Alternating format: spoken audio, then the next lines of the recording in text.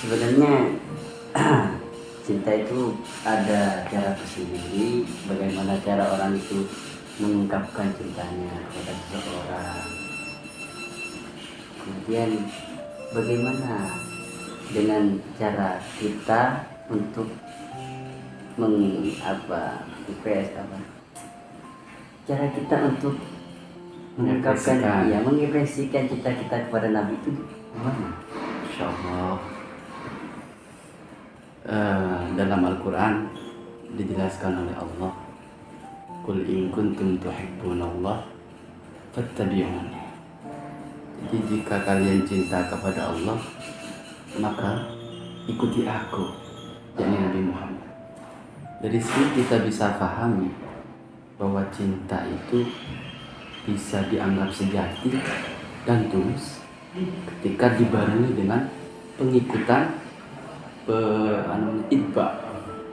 Artinya seseorang yang mencintai orang lain itu akan selalu mengikuti kemauannya, keinginannya, hobinya, bahkan cara kesehariannya dia ikuti.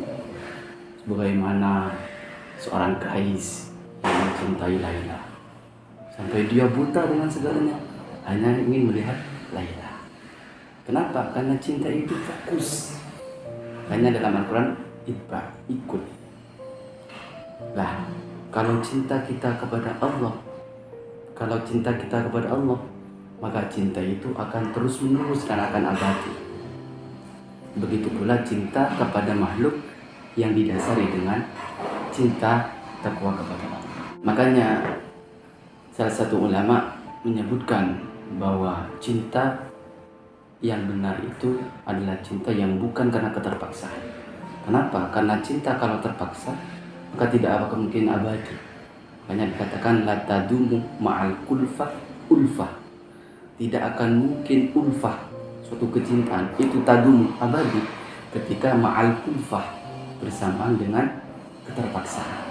Maka mencintai Nabi, mencintai syariat Islam itu yang pertama memang jangan sampai atas dasar keterpaksaan, hingga memunculkan dasar bahwa cinta yang kita wujudkan itu berasal daripada cinta dan takwa kepada Allah yang masuk dalam kategori yang telah disampaikan oleh Al-Imam Ibn Atha'illah As-Sakandari yang mengatakan bahwa segala cinta, segala hal yang tidak dikarenakan Allah akan hilang dan akan bersifat sementara waktu. Seperti itu. Artinya jika orang mencintai seseorang itu pasti tahu karakternya, pasti tahu sifatnya, mulai dari perilakunya. Ini semuanya pasti itba begitu ya pada kesan kekasihnya. Itu. Makanya dalam banyak maqalah ulama itu diantara tanda-tanda cinta itu banyak sekali. Di antaranya man ahabba maka kasurah dikroh. Orang yang cinta itu pasti sering-sering menyebutkan. Jangan sampai kanjeng Nabi lah untuk remaja seperti kita contohkan kepada perempuan saja. Ketika kita melihat sesuatu bekas atau tempat atau bahkan makanan kesukaan atau bahkan minuman kesukaan orang yang kita cintai, kita pasti teringat yang kita cintai. Andaikan seumpama orang yang kita cintai itu suka bakso, ketika kita beli bakso di tempat yang pernah di tempat yang pernah ada kisah itu, maka memori terdahulu itu secara spontan akan teringat. Maka begitu pula ketika cinta kepada Nabi harus begitu tahu sejarahnya. Ketika kita seperti dalam bulan Maulid, kita tahu bahwa bulan Maulid itu adalah bulan kelahiran Nabi. Kita tahu sejarah Nabi itu lahir di bulan Maulid, maka kita mengingat Nabi pada saat bulan Maulid. Nah, itu bagian daripada cinta. Ini ada pertanyaan dari teman-teman. Pertanyaannya seperti ini, agak sedikit gimana ya? Agak ngebucin juga. Pertanyaan itu, bagaimana agar cinta kita itu tidak terputus di pertengahan jalan? Masya Allah. Atau biar cinta kita itu langgeng? Ini sebetulnya pertanyaannya yang agak nilai juga, soalnya saya itu belum juga merasakan cinta yang sehebat itu.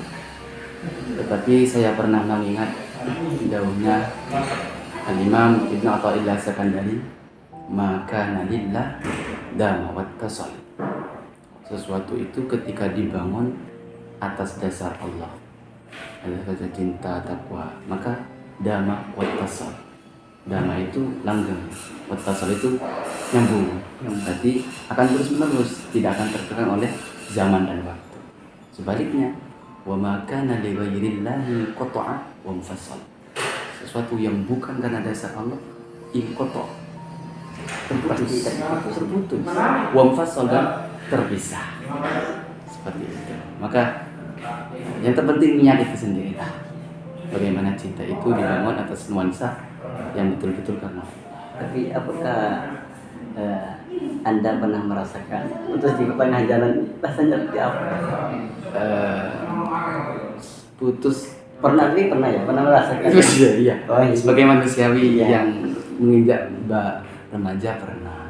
Soalnya gejala remaja itu pasti ada. Apalagi seorang pemuda seperti saya yang punya sosial media, tentunya kan sedikit banyak mengenal orang luar. Makanya saya punya kisah memang, tetapi tidak bisa diceritakan.